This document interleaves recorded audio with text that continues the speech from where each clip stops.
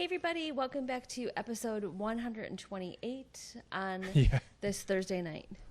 We're going to have to think about something big to do for our 150th episode or something. I guess. Get big balloons or something. Champagne. We had to come inside. Well, we didn't go outside, but we couldn't be outside because it was...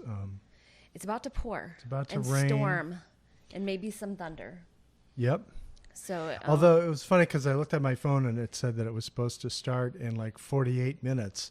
But then literally at the time it was at that moment, there was a little cloud with a lightning bolt.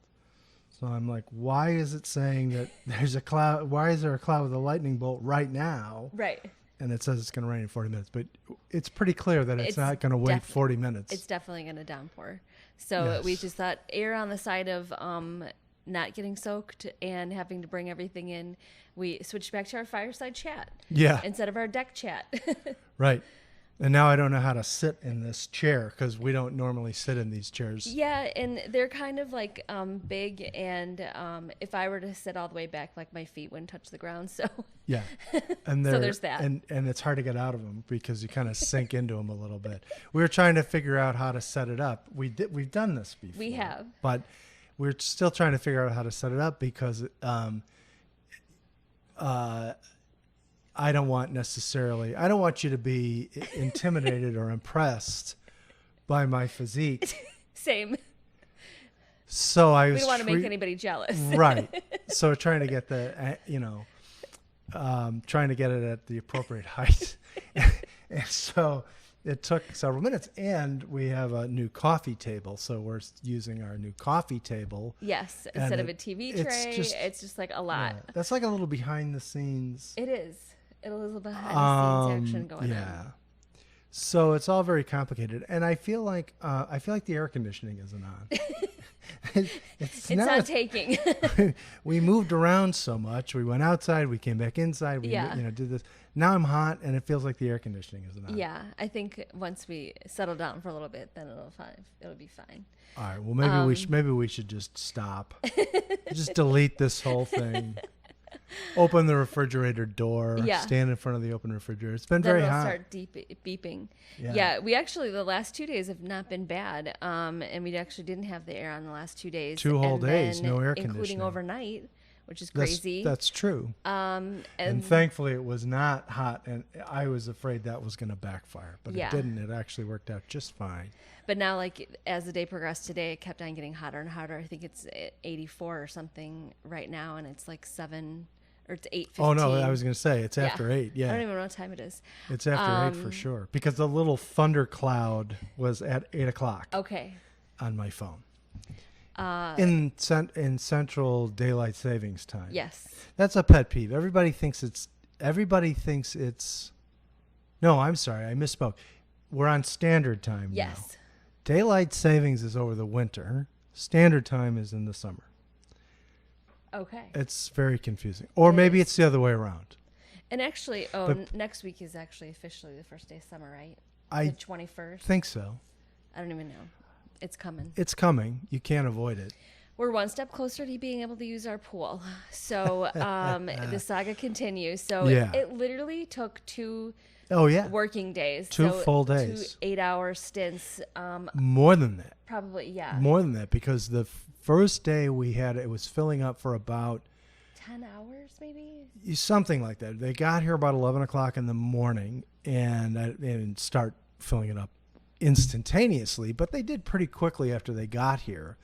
And we finally shut it off. I want to say it was about 10:30 at night. And it still had a ways to go. It still had a little ways to go. We thought maybe it would be another hour, and we're like, oh, well, maybe we should wait it out. Maybe not.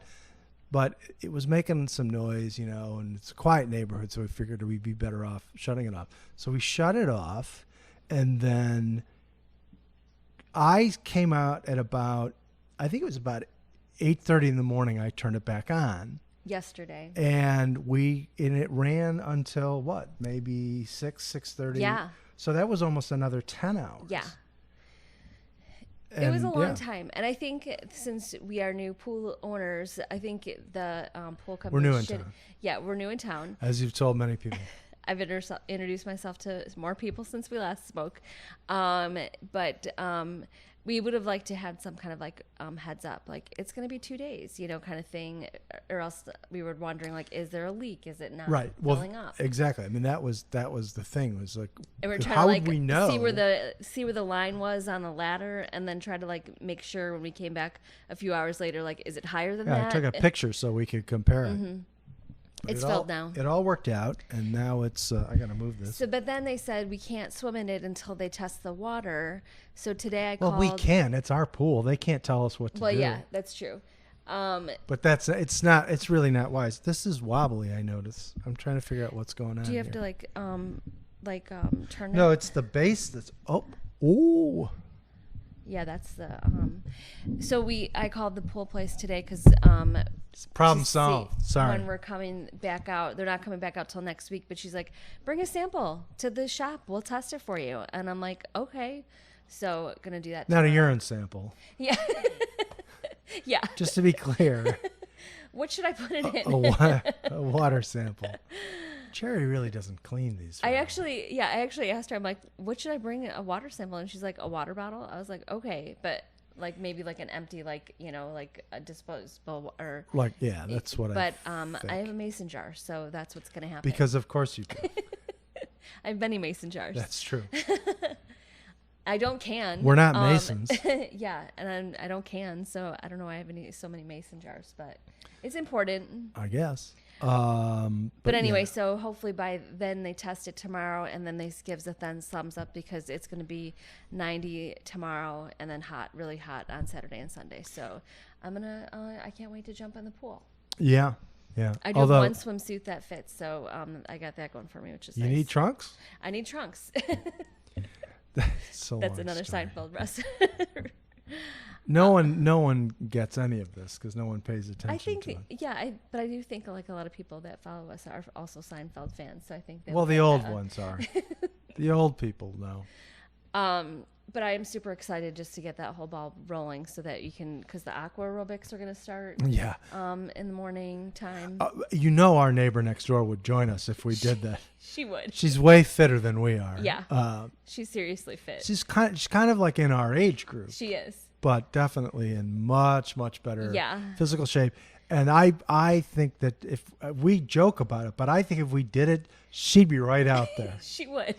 And she probably already has like aqua weights and stuff like that. She's like, oh, I knew you guys were coming, so I'm ready, kind of thing. And that's not a criticism at all. She's a very nice person, but I think she lifts.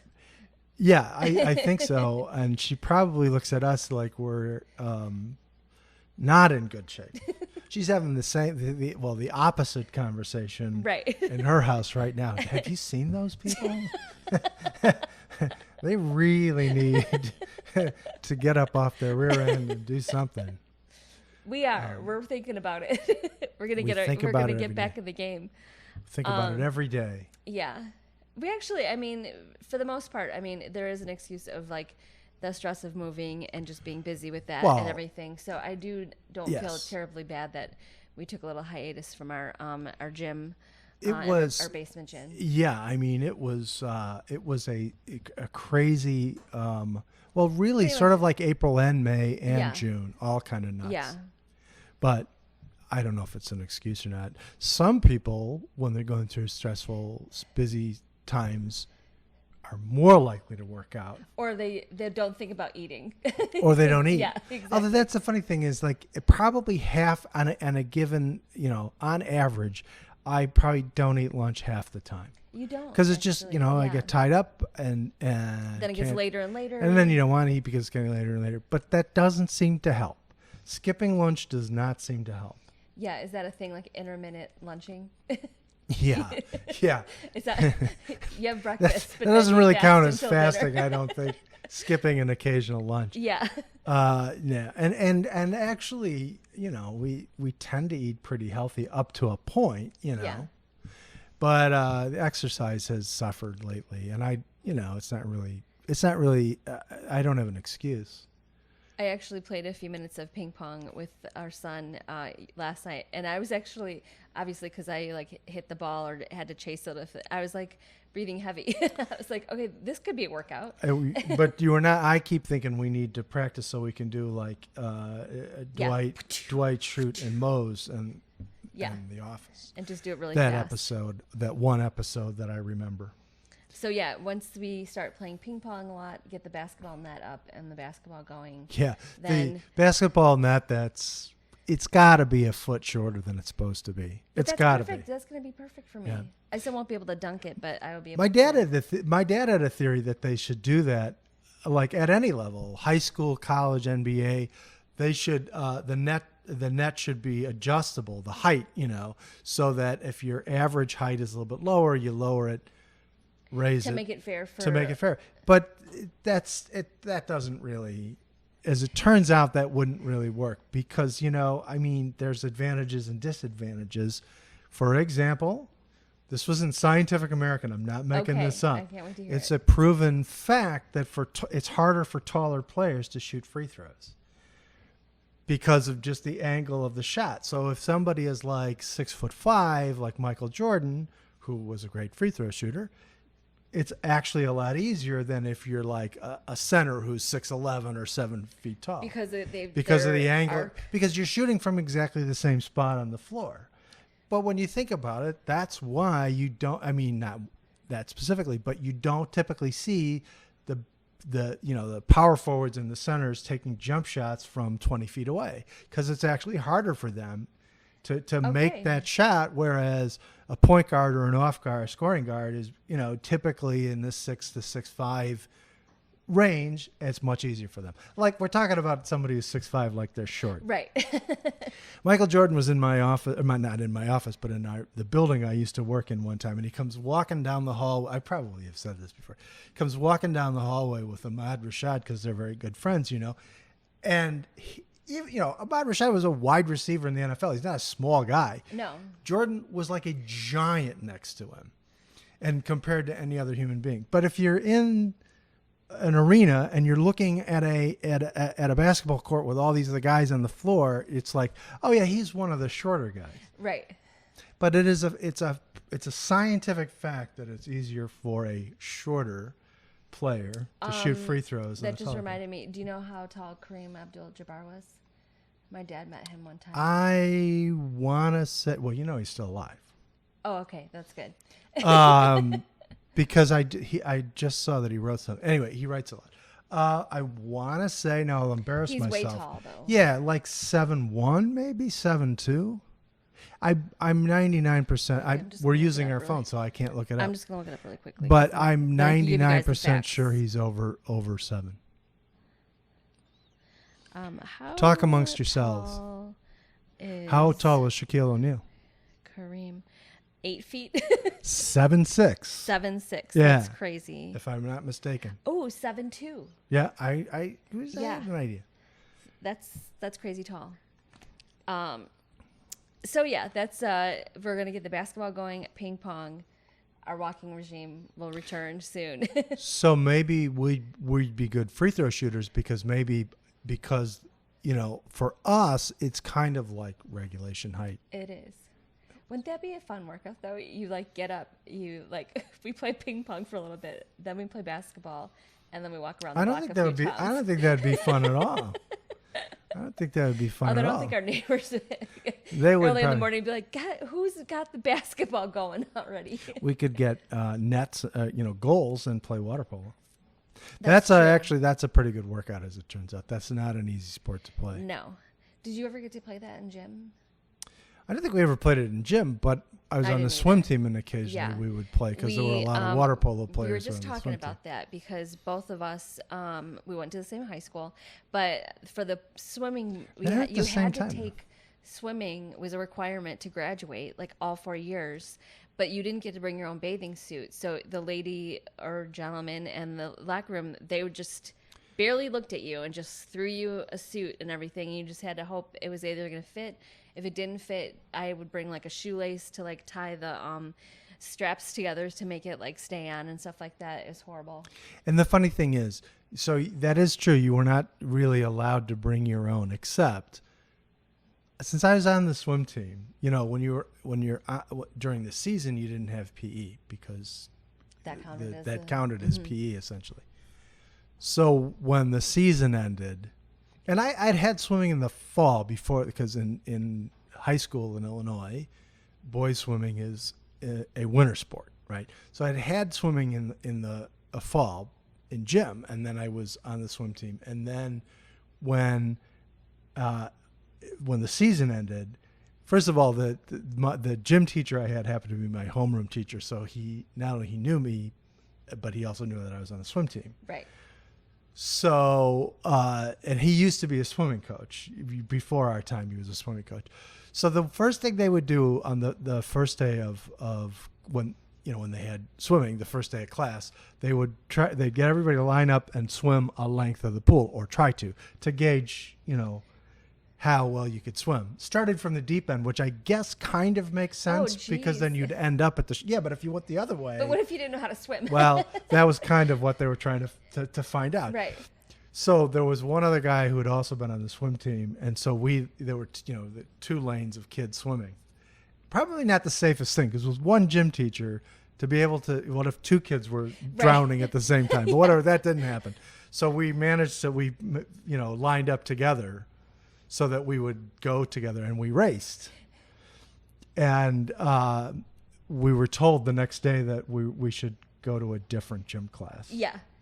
And you're like, well, can I stay in here and do right. the automatic A? Right. Although what ended up happening, though, actually was kind of cool, because what ended up happening was what were they called? Did they call them, what was the term they used for upperclassmen who helped out the gym teachers in class, Yeah. There was a term for it. Anyway, so, they'd have, like, if you were playing, soccer in gym class or basketball or whatever, they'd have a couple, like a junior or senior, whatever, helping out, and you'd get to play, but you'd help out the freshmen or whatever. Because, right. Gym's all awkward and everything like that. So after freshman year, since my homeroom teacher was a former swim coach and was always one of the ones who taught swimming, I would end up helping out. Why can't I think of the term? I keep on thinking silk, but that's like for no. There was a term they used, but anyway, so I would always help him out, and it was kind of cool, because there would be kids who couldn't swim. Yeah. And so I would try to help them learn how to swim while he was kind of keeping an eye on everybody else. That actually was kind of fun. And also, it was like real easy. You didn't you always got an A. Yeah. And you really didn't have to do that much. And for helping. Yeah. But yeah, and I knew how to swim, so it wasn't that bad. But it's going to drive me nuts. For some reason, the word trainer comes to mind, but you're not a trainer. That's like right. Oh my God. Okay, we'll try to find it, and we'll leave it in the. It's like it's senility. It's coming on fast. But so I'm glad those days we'll just are cut over. all that out. So we'll have to, since we both know how to swim, although I'll be able to, our pool is not that deep, so it's not going to be. And it's not that long either. So, like you can't, you can do laps, but it doesn't count a lot. We'll have to get the thing that you can, like, blows the water or is that, can you attach that to a pool? Or you have to buy yeah. They're I think some are more elaborate than others. You know what I'm talking about, where you have the thing where it just pushes water so you can swim in place and it doesn't. I had a client who ran a gym, a health club, but they specialized in helping people train for marathons and triathlons. So, of course, in Chicago, that's challenging in the wintertime. Mm-hmm. So they had a pool like that with it's basically just creates a wave that you swim. It's kind of like running on a treadmill, like swimming on a treadmill. Yeah. So you swim into the wave and you stay in place and you can do it. And they can, increase or decrease the amount of, pressure depending on how. So you don't get blown away. Yeah. Well, and it did have a shut off, so that you could shut it off and just come, right. Put your feet down. But then they also had a room full of bikes where the back wheel was on a device that would, so it was like it was a real bike, not a stationary bike, but it functioned like a stationary bike. The back wheel was up off the ground, but it was attached to a machine that would increase the amount of tension to slow you down, so it would mimic going uphill and downhill. Yeah, and they did like the Peloton thing where they had a big video screen and you would ride a course. A lot of people think, and I knew people that trained for the Chicago Marathon on a treadmill, and I was like, it is so different from running on a treadmill to running on actual surfaces. The stamina is just not the same. Their purpose was so that people could stay in shape over the winter, and then when the weather got better, they actually had groups who'd go down to the lakefront, because they weren't that far from the lake, go down to the lakefront and swim in the morning in the lake, which is where the swim leg of the triathlon is. And in fact, they would swim in, the swim leg of the triathlon in Chicago is inside Randolph Harbor. So it's still open water swimming, but it's not quite like being out in the middle of the lake. They would go off like north of North Avenue Beach. I still would be too scared. Where it's, it's rougher, and they would swim a good amount. If I did the triathlon in Chicago or I had to go on a lake, I'd be like, I need a noodle. So can I have a noodle, please? I don't think that you do that. It's sort of brutal because you're right on top of other people and you're going to get kicked in the face. Yeah. And actually, when David was doing it, like people are here, but it kind of like went in. There's pylons and stuff like that, and people were like going straight for a part that like jutted out, kind of thing, and people were like yelling like, "Don't turn!" So it was a little difficult to see because you were in a big crowd of people, and I just dropped my phone, getting kicked in the face, but it wasn't. My screen's already cracked. Although it's the cover. It's the protector. Yeah. All right. Anyway, we've talked too much already. We did, and we didn't even know what we were going to say. So it all worked out in the end. We never know what we're going to say. But thanks for joining us tonight, and thank you for all the nice comments you've said about our house, our deck, our pool. We've answered questions about our patio furniture, the blue and green chairs out there. The blue ones we brought, the green ones were here, but they're actually from Ace Hardware. Of all places, and you can order them, and they will. They're not from the Adirondacks? They're not from the Adirondacks. And they're plastic, so obviously they're easily transferable, or you can wipe them down and they'll stay nice for a long time. So I just thought I'd throw that. And then I did answer the question, but our patio dining room table and chairs is from the Great The wow, Great Escape. You've never said that before. I know. I almost said Escape. The Great Escape furniture store, like patio furniture and stuff like that. So that's the answer to that. So we hope you guys have a good rest of the weekend or week, and happy Friday. We're going to try a new pizza place tomorrow night, so we'll see how that works out, and we'll report on Saturday. So have a great night. Talk to you later. Bye.